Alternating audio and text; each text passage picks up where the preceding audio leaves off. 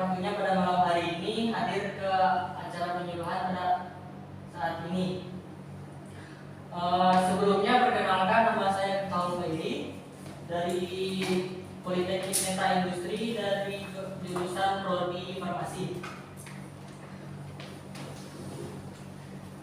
Di sini saya akan menjelaskan tentang golongan obat. Nah, untuk golongan obat itu ada 4 golongan. Yang pertama golongan obat bebas, golongan obat bebas terbatas, golongan obat keras, dan golongan obat narkotika. Untuk Bapak Ibu sekalian, apakah sudah pernah mendengar golongan obat bebas? Sudah. Contoh obat bebas apa yang sering dikonsumsi di pasaran atau di masyarakat? Panadol, Sanmol, Antasida. Ya. Sanmal. Nah, itu obat bebas ya. Nah, apa itu obat bebas? Obat bebas itu adalah obat yang dijual bebas di pasaran dan dapat diperoleh tanpa menggunakan resep dokter. Nah, makanya obat bebas itu mudah diakses karena pembelinya itu enggak ribet. Contoh seperti obat keras harus menggunakan resep dokter. Nah, untuk obat bebas itu sendiri memiliki logo lingkaran bulat hijau di tengah dan di sampingnya bergaris hitam.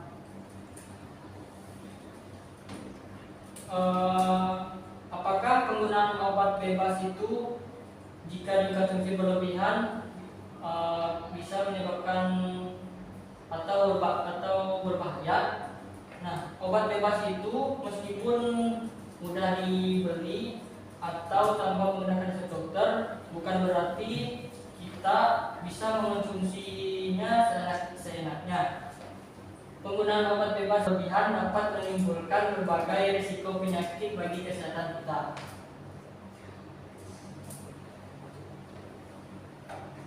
Di sini ada beberapa bahaya yang dapat timbul akibat penggunaan obat bebas yang berlebihan. Yang pertama, bisa menyebabkan keracunan. Mengonsumsi obat secara berlebihan atau overdosis dapat menyebabkan keracunan atau bahkan bisa menyebabkan kematian. Setelah itu, bahaya yang kedua, interaksi obat. Mengonsumsi obat bebas secara bersamaan dapat menyebabkan interaksi obat yang tidak diinginkan sehingga mengurangi efektivitas obat atau dapat menimbulkan efek samping yang berbahaya. Contohnya obat yang tidak bisa diminum barengan, yaitu aspirin dan juga obat antiinflamasi non steroid atau OAIN, karena dapat meningkatkan risiko pendarahan. Yang kedua, ada obat lambung atau obat MA yang diminum bersamaan dengan antibiotik karena dapat menghambat penyerapan antibiotik tersebut ke dalam tubuh. Selanjutnya, penggunaan obat bebas dalam jangka waktu yang lama dapat merusak organ-organ tubuh seperti ginjal, hati, dan juga sistem pencernaan pada tubuh kita. Nah, hal-hal apa saja sih yang harus diperhatikan dalam penggunaan obat bebas? Yang pertama, kenali dulu gejala penyakit apa saja yang dapat diobati dengan obat bebas, serta kenali juga tanda dan bahayanya. Berbagai gejala penyakit ringan dapat diatasi dengan obat bebas, seperti gejala demam, mual, diare, sakit kepala, flu, atau yang lainnya. Sebagai penanganan yang pertama, kita bisa mengonsumsi obat bebas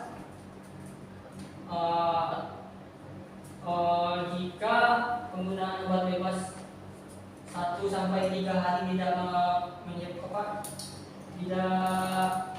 ada reaksi pada tubuh kita, sebaiknya kita bisa memeriksa kesehatan atau penyakit kita kepada langsung ke dokter ataupun juga apoteker. Nah, Selanjutnya, hal-hal yang harus diperhatikan dalam menggunakan obat bebas. Yang kedua, gunakan obat sesuai dengan indikasi obat, sesuai dengan dosis dan cara yang tertera pada brosur atau kemasan obat.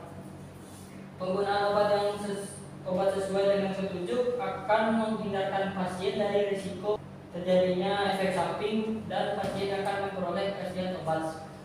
Lama penggunaan obat bebas tanpa pengawasan tenaga kesehatan sebaiknya tidak lebih dari 5 hari.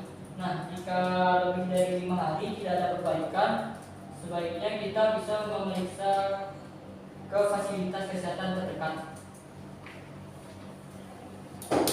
Yang ketiga, baca perhatian khusus atau kontraindikasi dan juga tanda atau gejala efek samping pada kemasan obat. Tiap obat memiliki berbagai macam risiko efek samping yang perlu diwaspadai oleh penggunanya. Sebelum menggunakan obat, harap dibaca dulu informasi tentang obat tersebut yang biasa tertera pada kemasan obat ataupun brosur obat itu. Dan jika ada kejadian yang tidak diinginkan terjadi setelah penggunaan obat bebas, segera memeriksa diri kepada fasilitas kesehatan terdekat. Yang keempat, selalu perhatikan tanggal kadaluarsa obat. Sebelum menggunakan obat bebas, kita harus tidak untuk obat bebas saja ya, untuk obat bebas golongan yang lain juga kita harus memperhatikan tanggal kadaluarsa pada obat, baik itu obat yang sudah lama disimpan ataupun obat baru dibeli. Jika tidak ada kadaluarsa pada obat, sebaiknya ganti dengan obat yang sudah jelas atau obat yang baru. Untuk kesimpulan pada penyuluhan pada malam hari ini, kita tidak boleh mengonsumsi obat bebas secara berlebihan karena memiliki efek samping untuk jangka panjang. Namun untuk penanganan pertama, kita bisa mengonsumsi obat bebas tersebut dalam jangka waktu 3-5 hari. Jika tidak ada reaksi pada obat, kita bisa memeriksa atau bisa konsultasi langsung kepada dokter ataupun apoteker. Kita juga harus memperhatikan tentang cara penggunaan obatnya.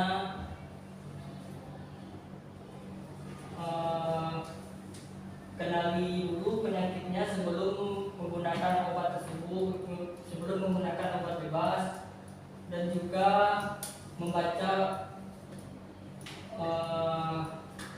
brosur atau kemasan pada obat sebelum digunakan. Pada kesempatan kali ini, apakah ada yang ditanyakan? Boleh Kak? Tadi kan mengenai untuk kadaluarsa. Kalau misalkan untuk obat-obatan baik bebas maupun yang lainnya, setelah dibuka atau dikonsumsi itu penyimpanannya berapa lama ya? Kemudian untuk penyimpanannya itu di mana?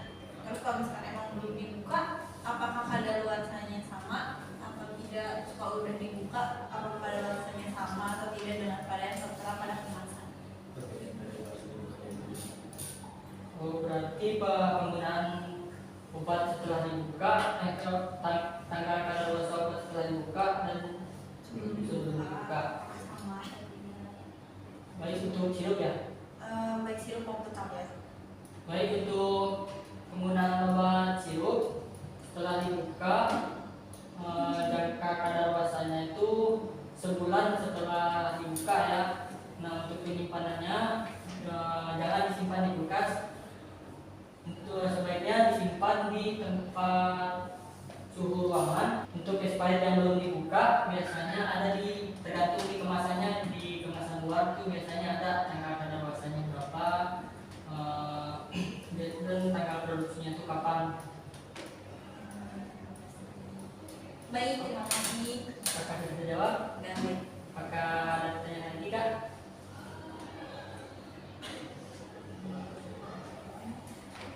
sudah cukup. Baik, terima kasih. Kalau tidak ada yang ditanyakan, selamat malam semuanya. Assalamualaikum.